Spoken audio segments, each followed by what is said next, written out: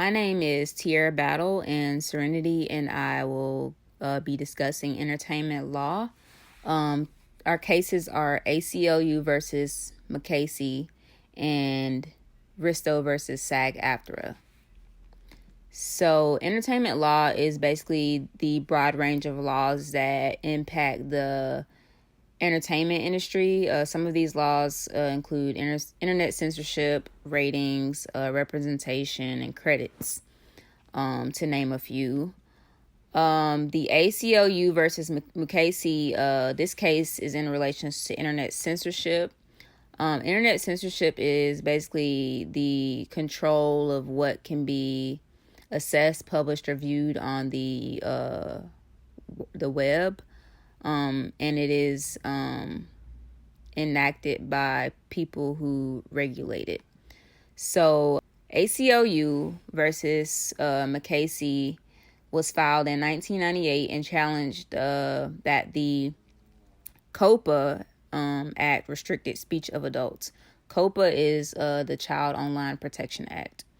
COPA makes it illegal to take part in harmful speech to minors on the web if it is available to any minor.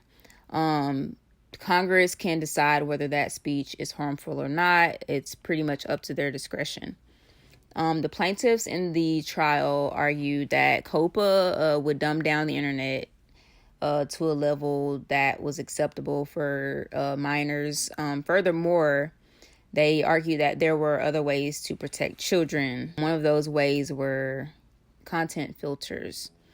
They also argued that there was a wide range of speech that was protected for adults. Some of those protected speeches are works of art and literature, sexual education, rap music, and words, which would be in an online dictionary.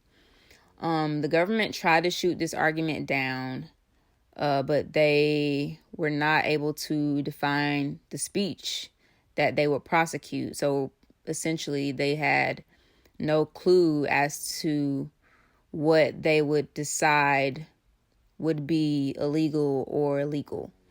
In addition to this, the trial focused on, like I said, the content filters and how viable they were, and how much of unwanted content was blocked. The district court found that 95% of the unwanted content was blocked by these filters. So the ruling in this case, after a month in trial, was that COPA was unconstitutional and that there were other options to protecting minors on the web. My name is Serenity, and I'll be talking about our second case, which is Risto versus AFTRA, AFTRA. So this case was in relations to representation involving a union. In June of 2017, a songwriter and producer, Kevin Risto, filed a class action lawsuit against the American Federation of Television and Radio Artists and trustees of the Intellectual Property Rights Distribution Fund for collecting millions of dollars from musicians and backup singers. The employees of the union had added a 3% fee on all the royalties that were collected. So in 2016, after AFTRA collected $1.7 million in fees alone, this fee was even charged to the non-members like Risto. So AFTRA claimed it had the right to collect the fee from money and collect this fee from money collected by the fund.